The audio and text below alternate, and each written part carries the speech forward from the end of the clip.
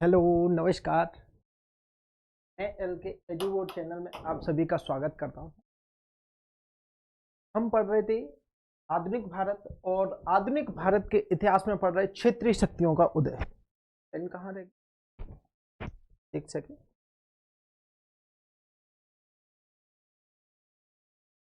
आधुनिक भारत में पढ़ रहे थे क्षेत्रीय शक्तियों का उदय। कल हमने राजपूताना और रोहिलखंड के बारे में कुछ पढ़ा था। रोहिलखंड के बारे में, रोहिलखंड की स्थापना मतलब रोहिलखंड में पहले क्या कटिहार क्षेत्र हुआ करता, कटिहार राजपूत वाला क्षेत्र था रोहिलखंड। और वहां पर रोहिलखंड की मतलब जो पठान थे, अफगान के पठान पख्तून प्रांत से आए थे। और कौन था? दाऊद खान। दाऊद औरंगजेब के समय दाऊद खान ने कटिहार राजपूतों को पराजित किया और वहां कर बस गए थे। फिर कालांतर में 1739 में जब नादिर शाह का आक्रमण होता है तो मोहम्मद अली शाह, अली मोहम्मद शाह था, मतलब अली मोहम्मद शाह बोल सकते हैं अपन उसे। क्या बोल रहे हैं? अली मोहम्मद शाह। वो आ गया, मतलब पहले बच रहा था लेकिन मोहम्मद शाह ने उसे भगा दिया था। परंतु अली मोहम्मद शाह नादिर शाह के आक्रमण के समय आ गया और वहां पर बहुत सारे रोहिल निवासी बस गए थे, पठान बस गए थे। इसीलिए उस क्षेत्र का नाम क्या पड़ गया था? रोहिलखंड पड़ गया था।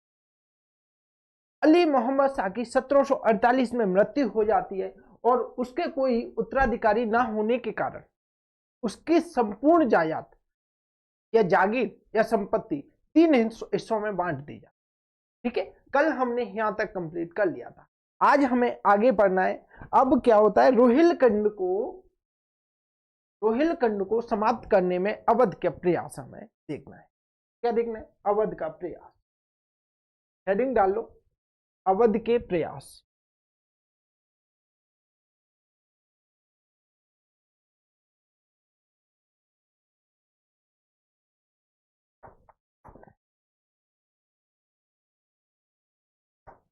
ठीक है, पहला प्रयास अवध का प्रयास।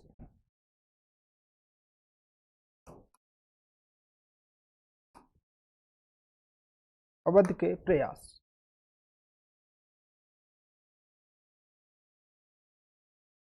ठीक है, और इसमें हमें लिखना है अवध के प्रयास में पहला पॉइंट लिखना है।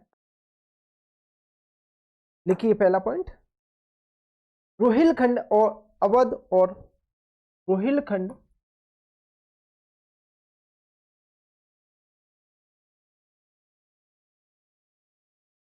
रोहिलखंड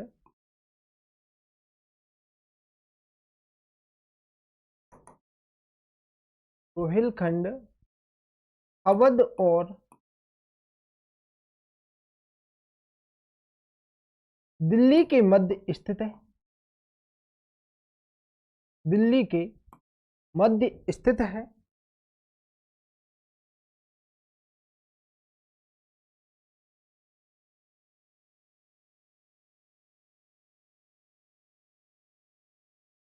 रोहिलखंड अवध और दिल्ली के मध्य स्थित है, जिस कारण अवध नवाब रोहिलखंड को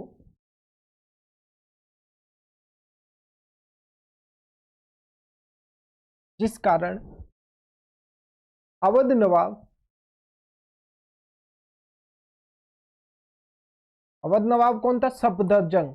ठीक है, अवध नवाब कोष्टक में लिख लेना सफदरजंग।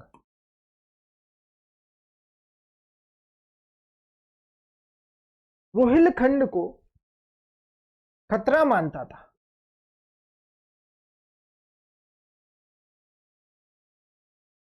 रोहिलखंड को खतरा मानता था।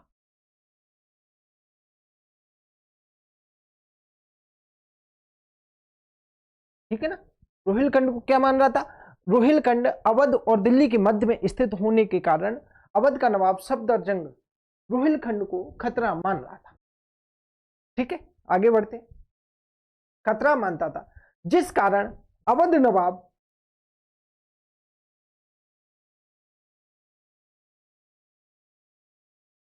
जिस कारण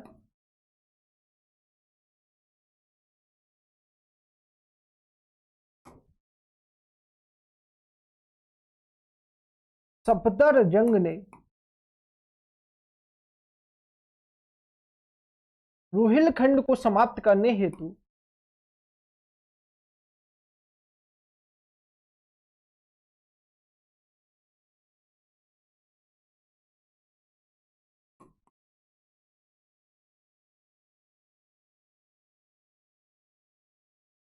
कई प्रयास किए।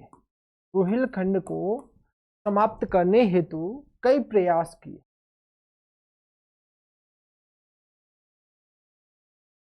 ठीक है ना, रोहिलखंड को समाप्त करने हेतु क्या किया, कई प्रयास किए। अब डाल लेना सफदरजंग के प्रयास, हेडिंग है सफदरजंग के प्रयास। ठीक है ना, इसके सफदरजंग के प्रयास।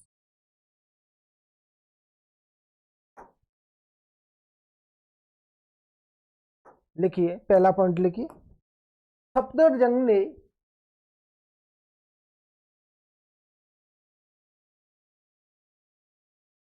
सफदरजंग ने कायम खां, कौन, कायम खां बंगस पठान, कोष्ठक में लिख लेना बंगस पठान,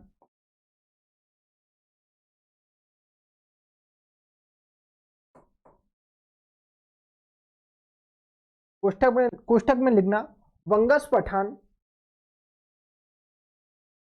ठीक है ना, क्या लिखना है, सफदरजंग कायम खां, मतलब सफदरजंग ने कायम खां, कोष्ठक में लिखना बंगस पठान। और बंगस पठान कहाँ का रहने वाला था, फर्रुखाबाद का रहने, कहाँ का रहने वाला था, फर्रुखाबाद का रहने वाला था। ठीक है, खा फर्रुखाबाद,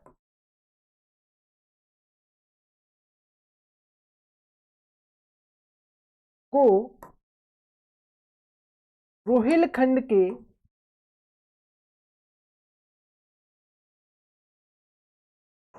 विरुद्ध खड़ा किया, रोहिलखंड के विरुद्ध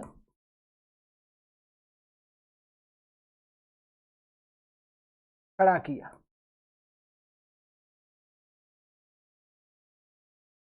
ठीक है ना, किसको, कायम खां को। सफदरजंग ने सबसे पहले जो फर्रुखाबाद का कायम खां था ना, उसको रोहिलखंड के विरुद्ध खड़ा कर दिया। पहला प्रयास तो इसका सफदरजंग का ये रहा था। अगला प्रयास देखिए, परंतु परंतु कायम खां मारा गया था।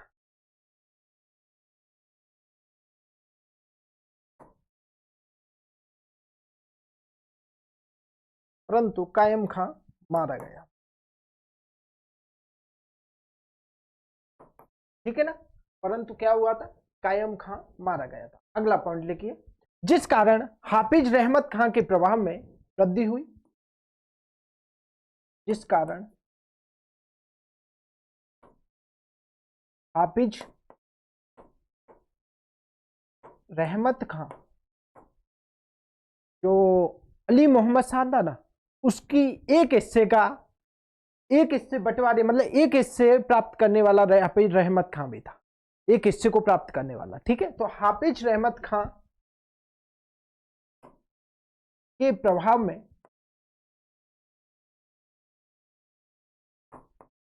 वृद्धि हुई। ठीक है, अगला पॉइंट देखते हैं, दूसरा प्रयास। अच्छा हाँ, देखो आगे बढ़ने से पहले चैनल को लाइक शेयर सब्सक्राइब करना, प्लीज अपना फीडबैक देना ना भूलें। और अवश्य कुछ कमियां हो या आपको कुछ भी सुझाव आ रहा है तो अवश्य बताएं कि सर इसमें ये सुझाव कर, आप ये सुधार कर सकते हैं, और मैं अवश्य ही सुधार करूंगा, आपकी बात को मानूंगा अगर उचित लगा। ठीक है ना, तो अपना फीडबैक अवश्य दें कि सर अच्छा है या बुरा है, कुछ भी वो बताना जरूर है, जिससे मेरे को पता चलेगा कि मैं ठीक ठाक पढ़ा रहा हूँ या नहीं पढ़ा।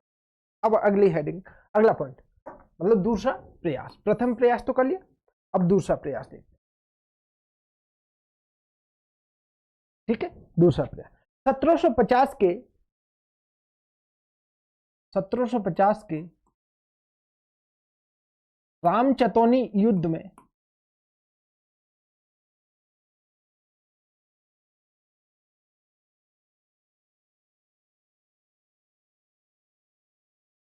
ठीक है ना। रामचतोनी युद्ध में रोहिलों को रोहिलों को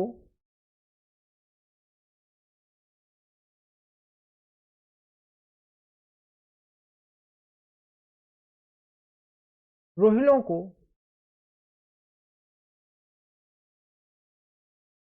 ऐसे नहीं लिखना, रोहिलों ने सफदरजंग को पराजित किया।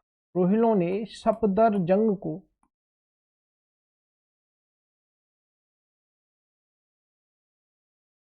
पराजित किया।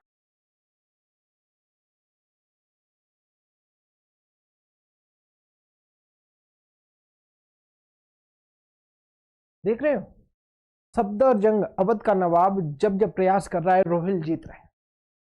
ठीक है ना, रोहिल जीत रहे हैं। तो 1750 के रामचतोनी के युद्ध में रोहिलों ने सफदरजंग को पराजित कर दिया। आगे लिखिए। तत्पश्चात 1751 में, तत्पश्चात 1751 में सफदरजंग ने जाट व मराठों के सहयोग से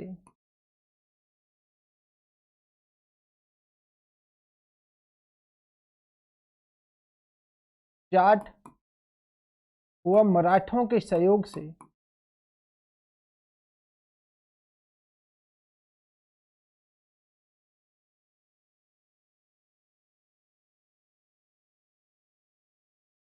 रोहिलखंड को पराजित किया।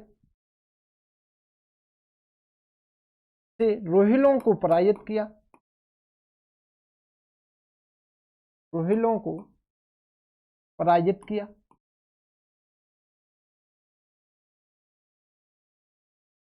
ठीक, किसके सहयोग से? जाट व मराठों के सहयोग से। किसने? सफदरजंग ने। सफदरजंग कौन था? अवध का नवाब था। ठीक है, और सफदरजंग ने जाट और मराठों के सहयोग से 1751 में रोहिलों को पराजित कर दिया। आगे लिखते हैं क्या कहानी है आगे। इसी कारण 1761 में, इसी कारण 1761 में रोहिलखंड ने 1761 में पानीपत के तृतीय युद्ध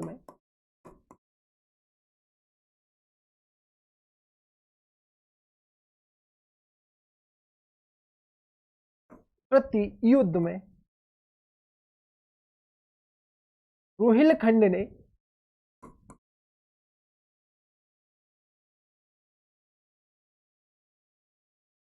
मराठों के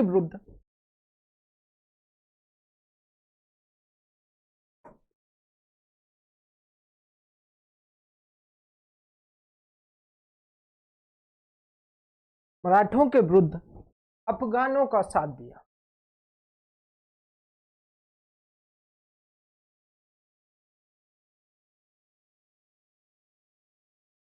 ठीक है ना, इसका साथ दिया था, अफगानों का साथ दिया था। ठीक है,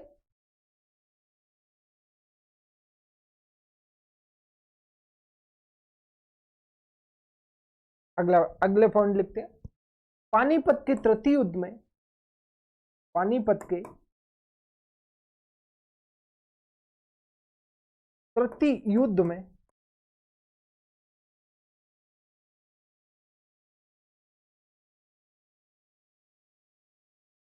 मराठी पराजित हुए। मराठे पराजित हुए। आवाज आ रही है ना? मराठे पराजित हुए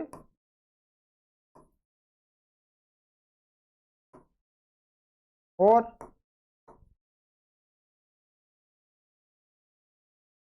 मराठे पराजित हुए। नाजिब उद्दौला का प्रभाव बढ़ा और नाजिब उद्दौला का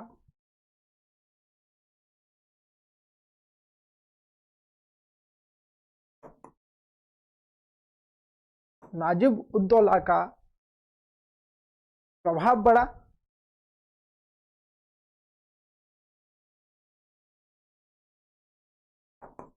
ठीक है ना, किसका प्रभाव बढ़ा? नाजिब उद्दौला का प्रभाव बढ़ा था। इसलिए इसलिए अब्दाली ने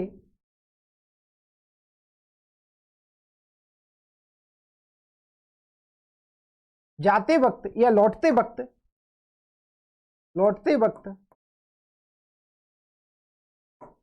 दिल्ली का प्रशासक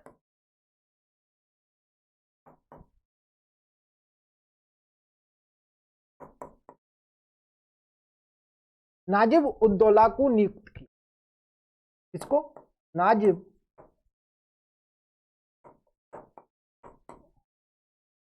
उद्दौला को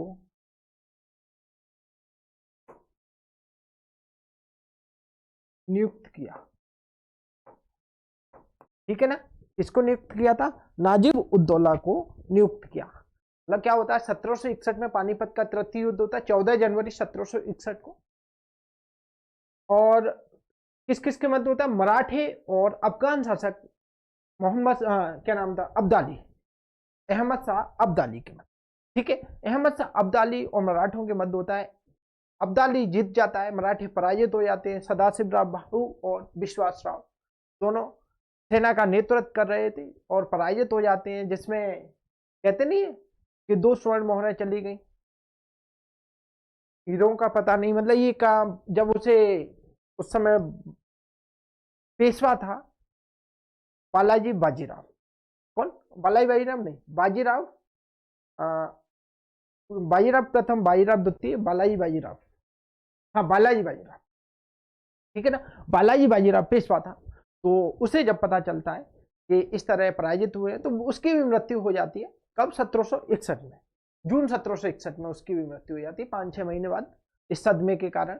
अब क्या होता है, जब लौट रहा था अब्दाली तो नाजिब उद्दौला को दिल्ली का प्रशासक नियुक्त करके गया।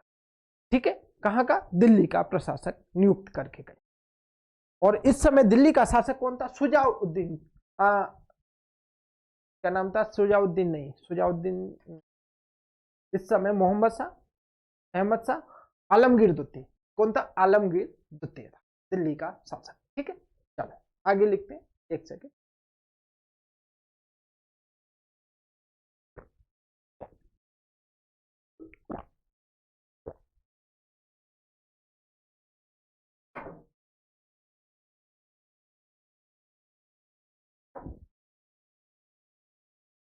अब क्या होता है, देखो, जब पानीपत का तृतीय युद्ध हुआ था उस समय रोहिलखंड ने किसका साथ दिया था, अब्दाली का साथ दिया। लेकिन मराठी के साथ बैठने वाले थे। कालांतर में महादजी सिंधिया ने, कालांतर में महादजी सिंधिया ने रोहिलखंड को बुरी तरह पराजित किया, जिसका लाभ उठाया था अंग्रेज और मतलब ईस्ट इंडिया कंपनी, या इसी में। ठीक है ना, तो लिखते हैं। कालांतर में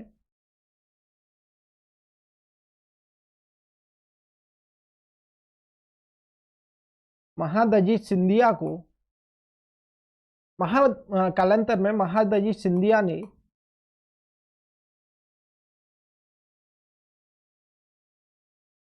रोहिलखंड को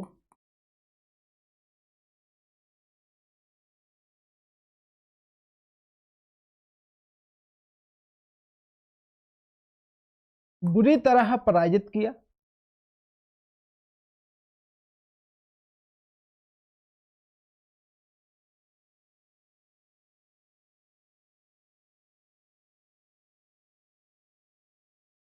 जिसका लाभ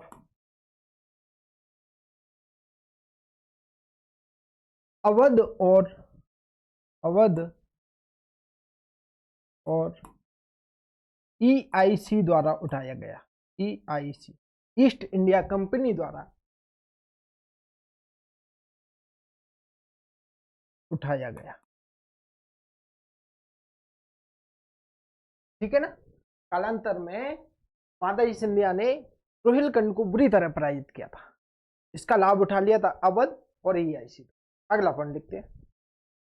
अवध नवाब सुजाउद्दौला तथा कंपनी ने, अवध नवाब Shuja-ud-Daula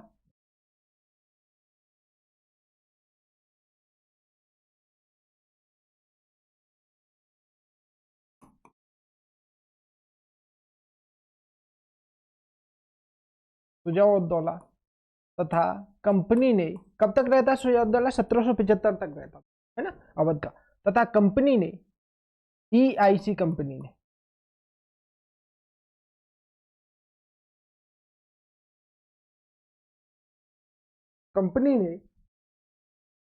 governor Warren Hasting,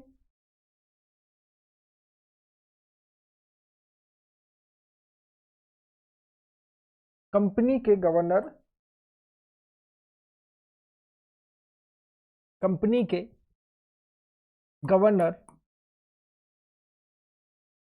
Warren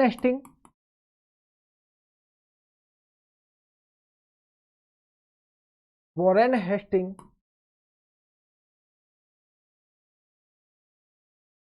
के सेनापति अलेक्जेंडर चैंपियन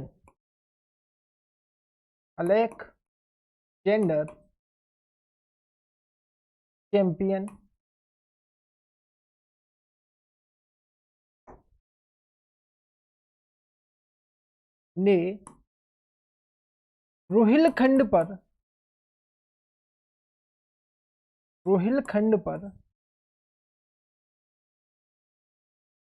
1773-74 में 1773-74 में अभियान किया। कब अभियान किया? मतलब सीधी सी बात है ना, शुजाउद्दौला तथा कंपनी ईस्ट इंडिया कंपनी दोनों ने मिलकर 1773-74 में रोहिलखंड पर अभियान, ठीक है ना, अभियान किया। कब किया था? 1773-74। इस तरह से लिखो इसको।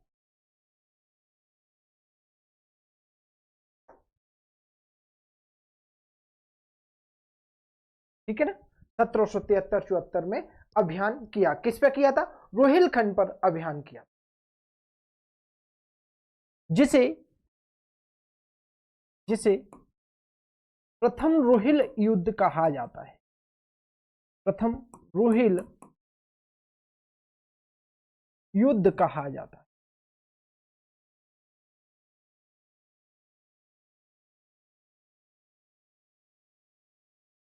ठीक है, अगला पॉइंट लिखिए। अप्रैल 1774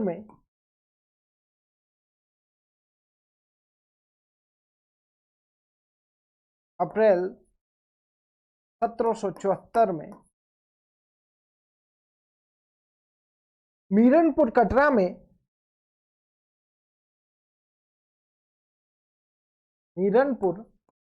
कटरा में निर्णायक युद्ध हुआ।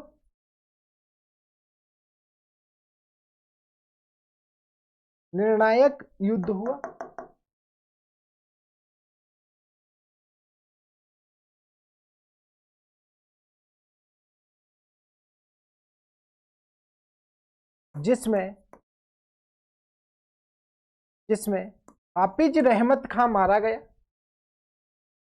हाफिज रहमत खां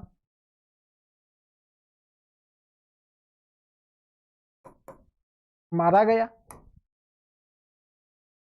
ठीक है ना, कब? अप्रैल 1774 में निर्णायक युद्ध होता है जिसमें हाफिज रहमत खां मारा जाता है। ठीक है ना, कब मारा गया था? अप्रैल 1774 में। अगला पॉइंट लिखिए।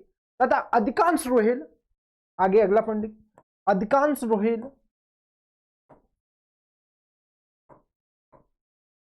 अफगानिस्तान पलायन कर गए। अधिकांश रोहिल अफगानिस्तान पलायन कर गए। कहां पलायन कर गए? अफगानिस्तान। क्या हुआ था कि उनका नेता, जब हाफिज रहमत खां मारा गया था, जब ईस्ट इंडिया कंपनी और शुजाउद्दौला दोनों ने मिलकर रोहिलखंड पर अभियान किया था जिसमें हाफिज रहमत खां मारा गया था। अधिकांश रोहिल कहां पलायन कर जाते हैं? अफगानिस्तान। और वहीं से आए थे, वो पठान थे। ठीक है ना, अफगानिस्तान से आए थे, पख्तून प्रांत से आए थे। अगला पॉइंट देखिए। कुछ गुरिल्ला युद्ध, कुछ मतलब अधिकांश रोहिल तो पलायन कर गए और कुछ गुरिल्ला युद्ध नीति के तहत लड़ते रहे। तो लिखिए कुछ रोहिल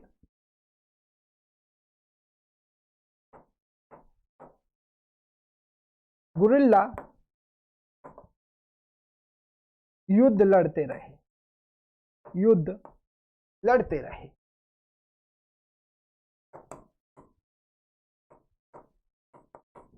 ठीक है, अगली स्लाइड पे आइए।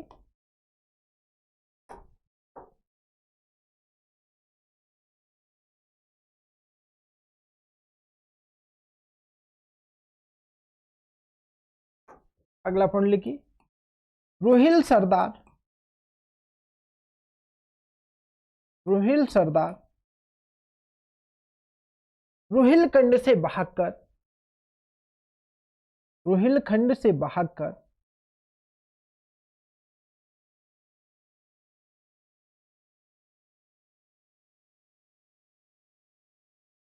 निकट लाल डांग की पहाड़ियों पर पहुंच गए, लाल डांग की पहाड़ियों पर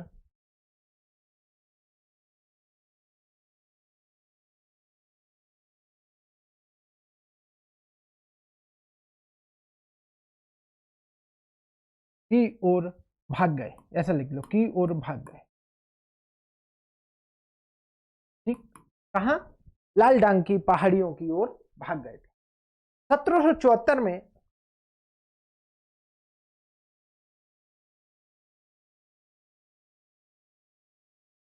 रोहिलों रोहिलों और अंग्रेजों के मध्य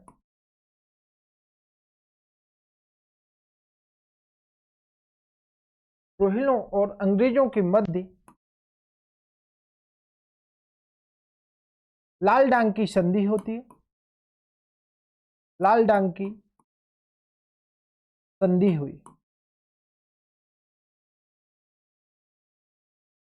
कब हुई थी?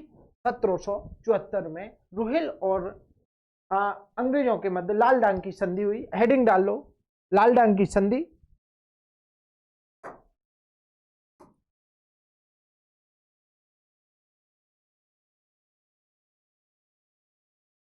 लाल डांग की संधि।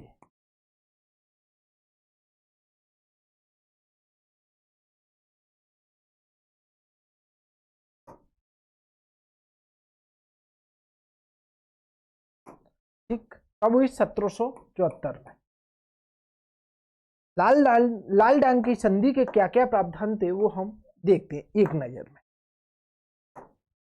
लिखिए पहला पॉइंट है, इस संधि से रोहिलखंड का अधिकांश क्षेत्र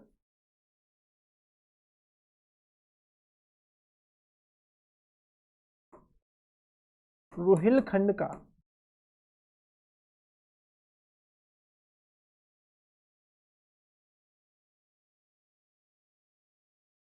अधिकांश क्षेत्र अंग्रेजों के अधीन आ गया।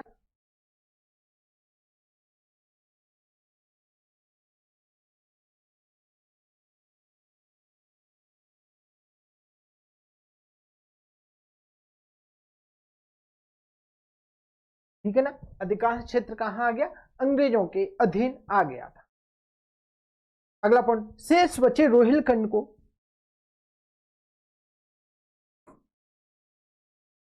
शेष बचे रोहिलखंड को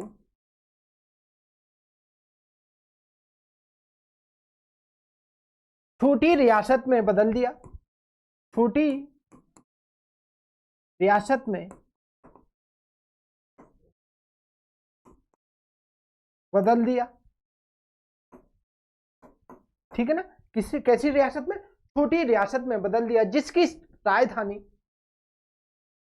जिसकी राजधानी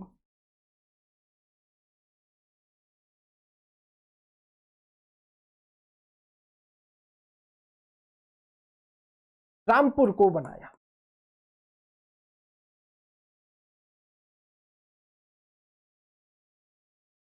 ठीक है ना, जिसकी राजधानी किसको बनाया? रामपुर को बनाया था।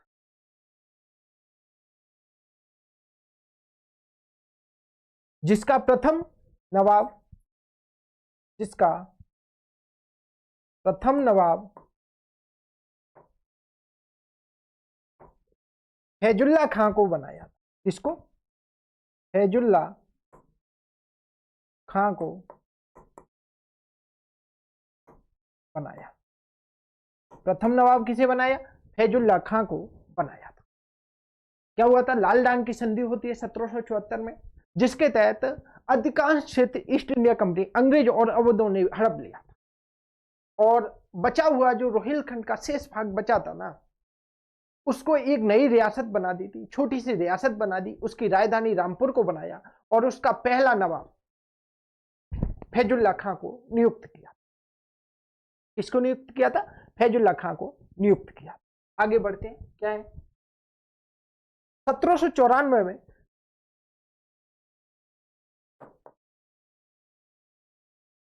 रामपुर के नवाब गुलाम मोहम्मद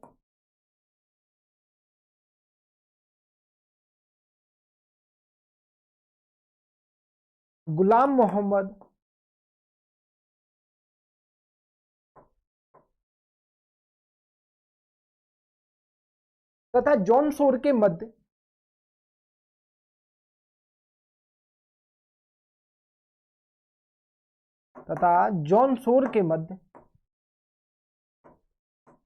जौनपुर कौन था?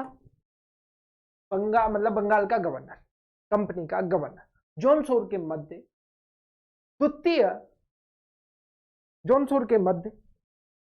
द्वितीय रोहिल युद्ध हुआ था। द्वितीय रोहिल युद्ध हुआ।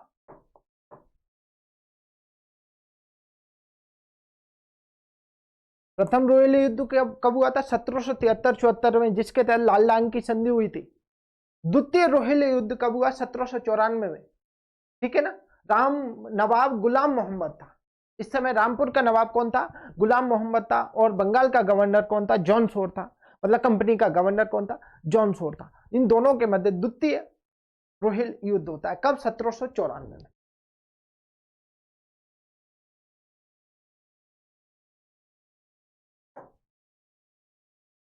अगला पॉइंट इसमें लिखिए,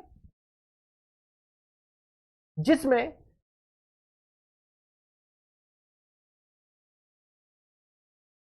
रोहिलखंड पराजित हुआ। रोहिलखंड पराजित हुआ।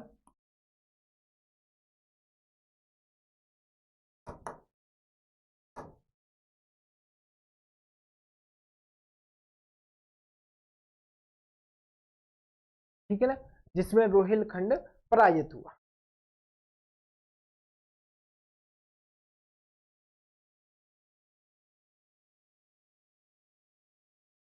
इस युद्ध को बिथुरा युद्ध के नाम से जाना गया।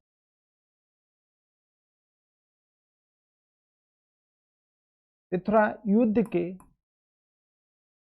नाम से जाना जाता है। किस युद्ध के नाम से जाना जाता है? बिथुरा युद्ध के नाम से जाना जाता है, द्वितीय रोहिल युद्ध को। ठीक है, इस तरह हमने रोहिलखंड पढ़ लिया है। अब हेडिंग डालना है, हमारा अगला जो टॉपिक रहेगा उसका नाम है फर्रुखाबाद। क्या नाम है? फर्रुखाबाद। मतलब 5वें नंबर का टॉपिक है हमारा फर्रुखाबाद।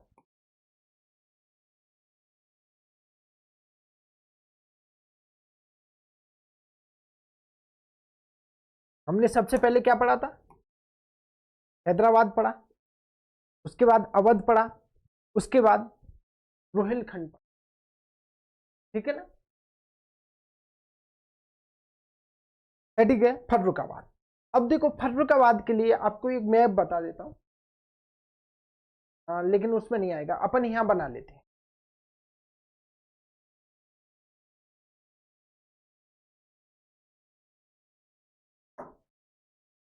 तो कुछ है, ठीक है, चलो अपन बना ही लेते हैं।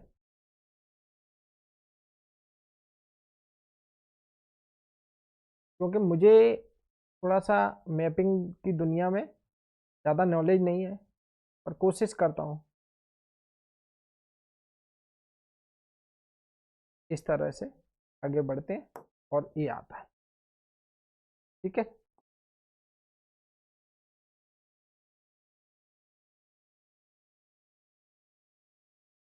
इस तरह से एक मैप बनाया, ठीक है ना। थोड़ा सा समय लेना, ज्यादा नहीं, बस आप समय लेना फर्रुखाबाद, ठीक है। अब यहां पर मैं दर्शा देता हूं, इतने की जरूरत है, ज्यादा जरूरत नहीं है। यहां दर्शा देता हूं, ये कौन सा क्षेत्र है, दिल्ली वाला क्षेत्र। यहां कौन सा था, यहां था रोहिलखंड, यहां है फर्रुखाबाद, यहाँ क्या है फर्रुखाबाद। और ये पूरा क्षेत्र है अवध है, और ये वाला क्षेत्र है ना, ये बंगाल है, ठीक है ना। तो मैं यहाँ दर्शा लिख देता हूं,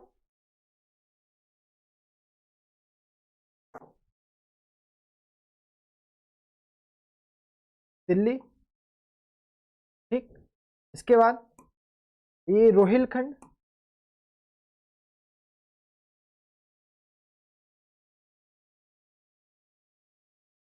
और ये क्षेत्र कौन सा है, फर्रुखाबाद, फर्रुखाबाद। और ये क्षेत्र कौन सा है, अवध। ये कौन सा क्षेत्र है, अवध। और ये वाला क्षेत्र है ना, वो बंगाल है। इस तरह से, इस तरह से था दिल्ली, रोहिलखंड, फर्रुखाबाद और अवध और बंगाल, इस तरह से था। तो हम आज इसको कंप्लीट करते हैं। अब देखो, इसको आपको एक मैप में भी बता देता हूँ, ये मैप, लेकिन वो 1764 का मैप है, थोड़ा सा ध्यान रखेंगे आप। ये देखिए, ये पूरा सिख वाला क्षेत्र, ये मुगल दिल्ली में बैठे, ये अवध है, यहाँ था अपना रोहिलखंड, ठीक है, यहाँ अपना रोहिलखंड था, ठीक है। यहाँ पर था फर्रुखाबाद, और ये मतलब ये रोहिलखंड और फर्रुखाबाद दोनों थे, अवध था, ये बंगाल था, इस तरह से था ये क्षेत्र, ठीक है। तो हम इसे हटा देते हैं, इसकी ज्यादा जरूरत नहीं थी, इसलिए हमने वो लिया है।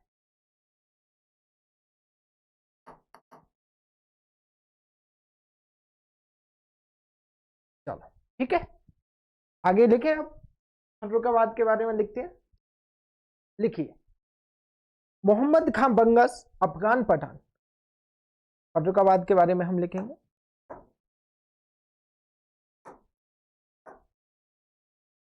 मोहम्मद खां बंगस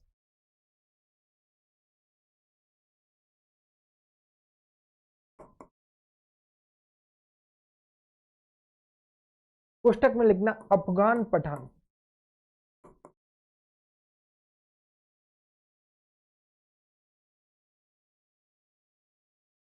जिसे गजनफर के नाम से जाना जाता था, जी, जिसे गजनफर के नाम से जाना जाता था।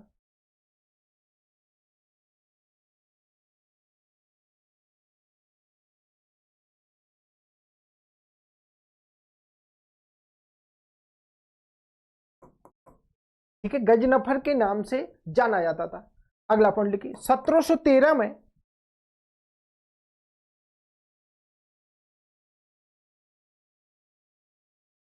फर्रुखसियर ने, क्योंकि फर्रुखसियर शासक बन चुका था इस समय, एक सेकेंड, है ना, थोड़ा सीजीआई साहब का फोन है, सीजीआई साहब बोले तो पिताजी का फोन है।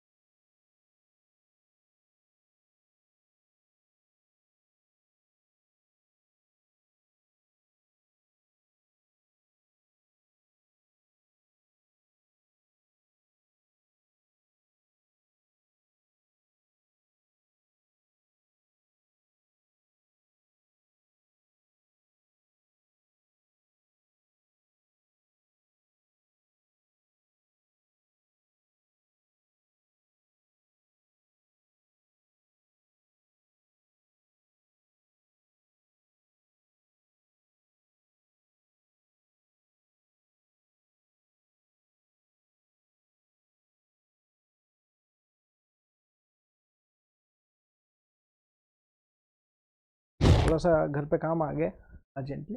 ठीक है, 1713 में फर्रुखसियन ने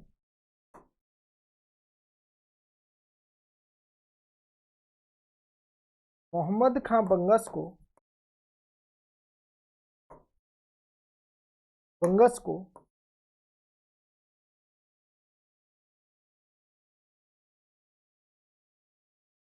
दरबारी नियुक्त किया। कब? 1713 में। ठीक है, किसने? फर्रुखसियन ने। आगे चल, अगला पॉइंट लिखिए। इसने 1714 में किसने? मोहम्मद खां बंगस ने। लिखिए, मोहम्मद खां बंगस ने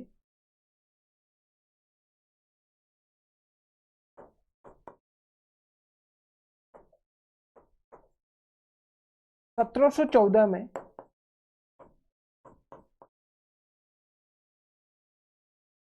थोड़ा सा वेट करना पड़ेगा, माफी चाहेंगे परेशानी के लिए।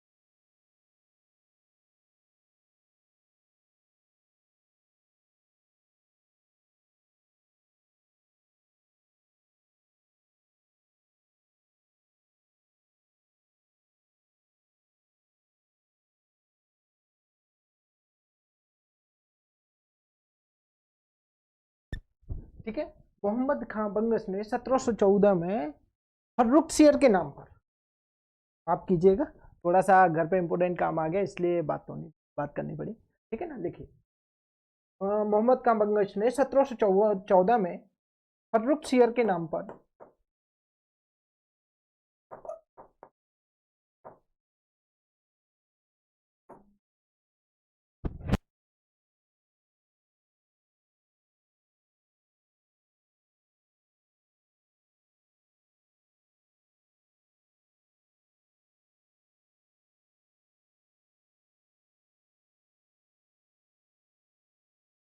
ठीक है ना, फर्रुखसियर के नाम पर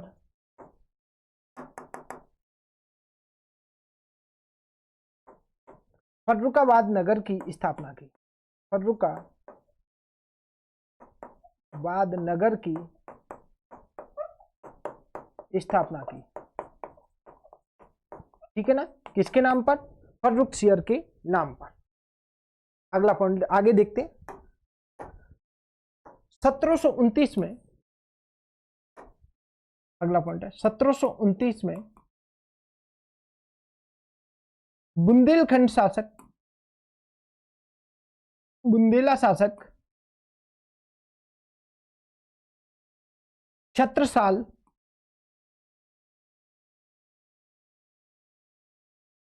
द्वारा मराठों के सहयोग से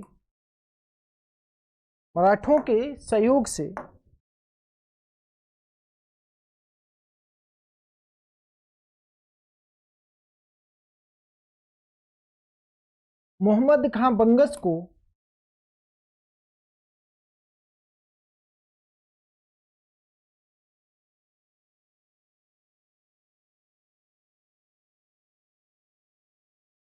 बुरी तरह पराजित किया।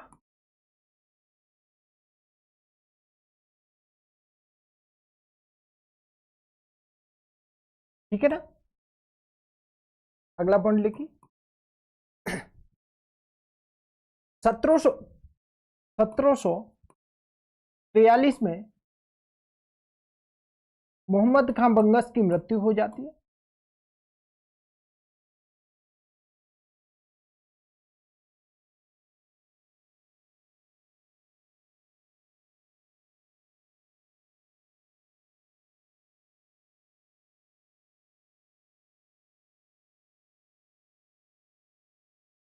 ठीक है, 1743 में मोहम्मद खां बंगस की मृत्यु हो जाती है। ठीक है, इसके बाद तत्पश्चात कायम खां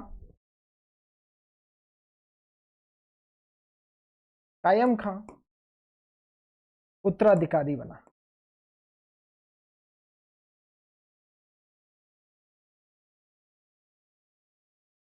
जो रोहिलों के विरुद्ध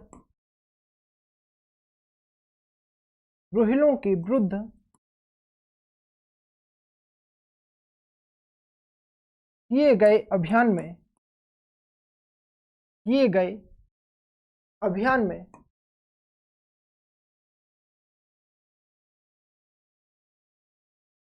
मारा गया। ठीक है ना, रोहिलों के विरुद्ध किए गए अभियान में मारा गया था। कौन मारा गया था? कौन मारा गया था? कायम खां।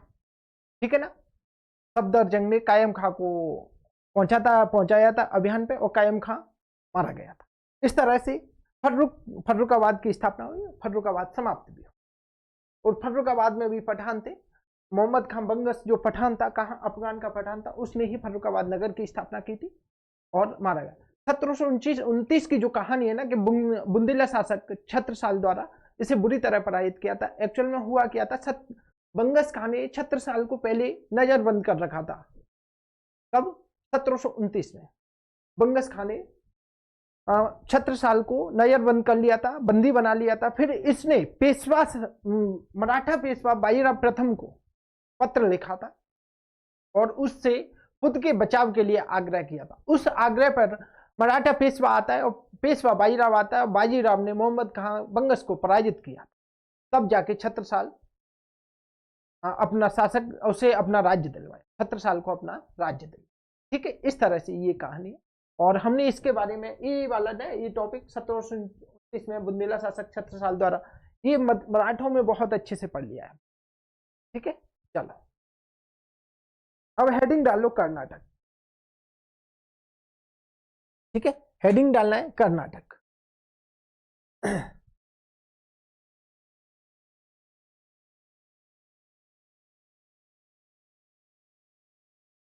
वापिस आएंगे, थोड़ा सा बीच में गैप हो गया, पिताजी का फोन था तो टाला नहीं जा सकता, कुछ काम आ गया उन्हें अर्जेंट।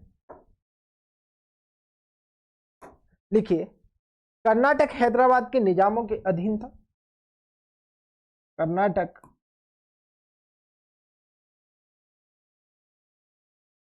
हैदराबाद के निजामों के अधीन था।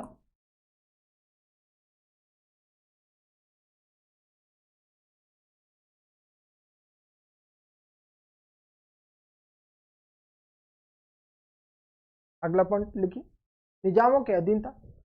1692 में औरंगजेब ने जुल्फिकार खां को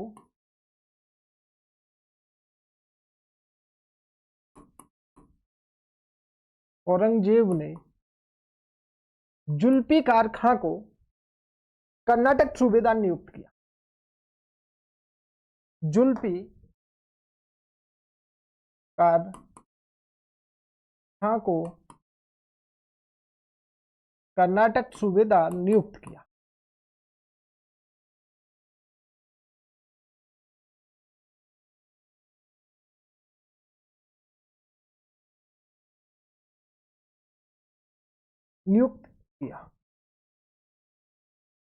ठीक है ना। कब? 1692 में। अगला पॉइंट लिखिए, 1710 में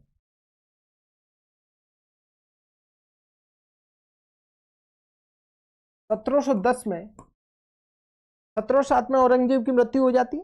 ठीक है ना, 1707 में औरंगजेब की मृत्यु हो जाती है। फिर कौन बहादुर शाह प्रथम शासक बनता है? उसने सादुल्ला खां को कर्नाटक का सूबेदार नियुक्त किया था। 1710 में बहादुर शाह प्रथम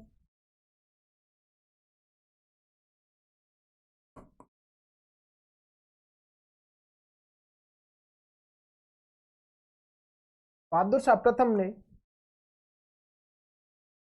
सादुल्ला खां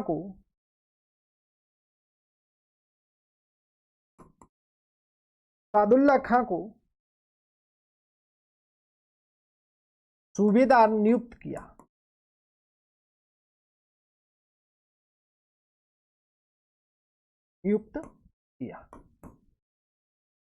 यह मुगल शासकों द्वारा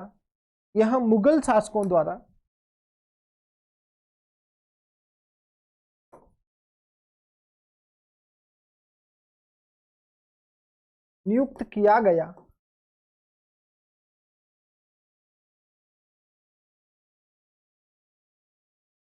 अंतिम सूबेदार था।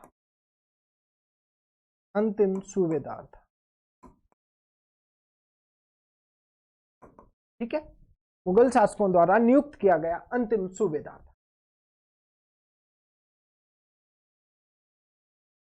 ठीक है ना। अगला पॉइंट लिखिए, मोहम्मद सैयद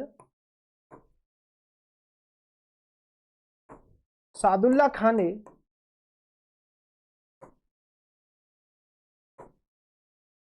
1717 में मोहम्मद सैयद सादुल्ला खान ने 1717 में मुगल शासक फर्रुखसियर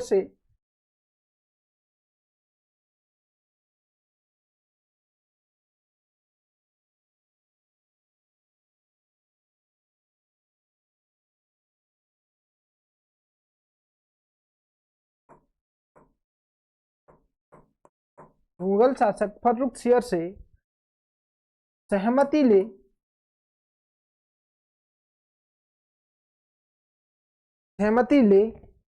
निजाम से बिना वार्ता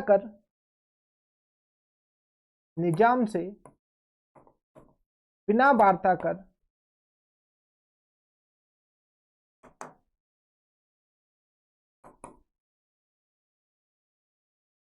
स्वतंत्र शासन की स्थापना की।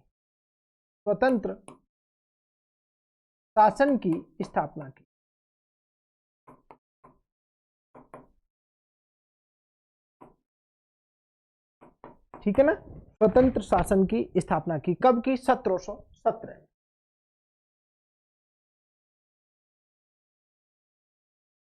तथा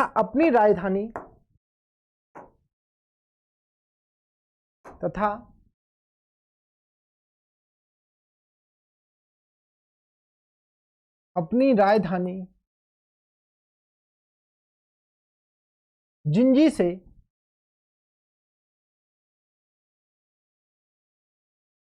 से अर्काट स्थानांतरित कर दी। स्थानांतरित कर दी।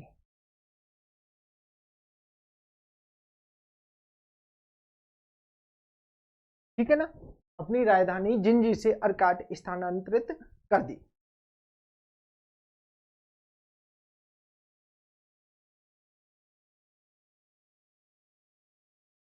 ठीक है, अगला पॉइंट लिखते हैं। कालांतर में अपने पुत्र, कालांतर में अपने पुत्र दोस्त अली खां को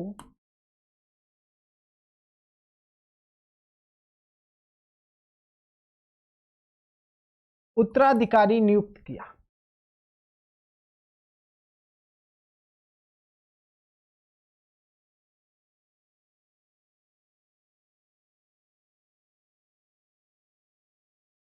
ठीक है ना, अब कालांतर में अपने पुत्र दोस्त अली खां को उत्तराधिकारी नियुक्त किया। अगला पॉइंट लिख, यह व्यवस्था 1801 तक चलती रही।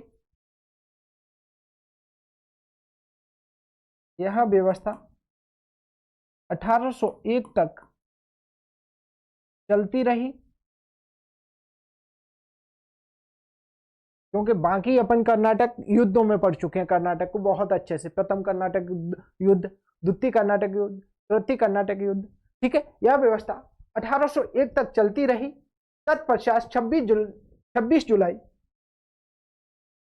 तत्पश्चात 26 जुलाई 1801 को साहेत संधि पर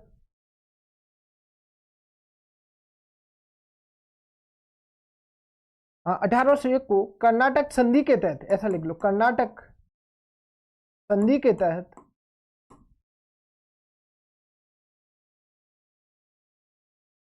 ब्रिटिश राज्य के अधीन आ गया। ब्रिटिश राज्य के अधीन आ गया।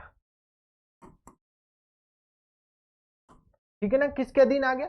ब्रिटिश राज्य के अधीन आ गया था। अगला पॉइंट लिखिए, तथा राजस्व का, अब क्या होता है, ब्रिटिश राज्य के अधीन तो आ गया, लेकिन अब क्या होगा, ब्रिटिश राज्य शासक बनेंगे वो व्यक्ति, लेकिन ब्रिटिश राजस्व वसूलेगा। और राजस्व का क्या करेंगे भी लोग, ब्रिटिश लोग, ऐसा लिखिए, तथा राजस्व का 1/5 भाग कर्नाटक के नवाब को दिया जाएगा।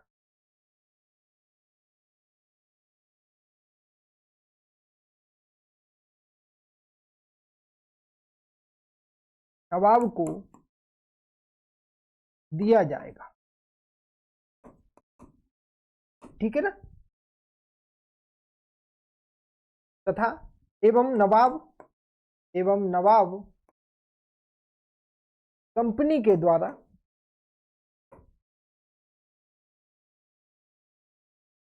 नियुक्त किया जाएगा।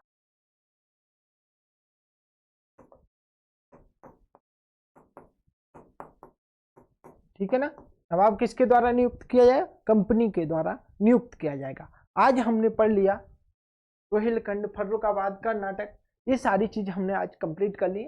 कल हम शुरू करेंगे भरतपुर के जाट, और उसके बाद हमारा बंगाल शुरू कर दिया। ठीक है ना, भरतपुर के जाट पढ़ने के बाद बंगाल शुरू करेंगे। अपना फीडबैक अवश्य दें, अगर आपको अच्छी लगे, बुरी लगे, जैसा भी आपको समझ में आए कि सर इसमें ही सुधार किया जा सकता है, अवश्य बताएं। लाइक शेयर अवश्य करें, सब्सक्राइब भी करें, चैनल को सब्सक्राइब करें, जिससे मुझे भी थोड़ा सा हौसला मिलेगा। ठीक है, मिलते हैं अपन कल। जय हिंद, जय भारत।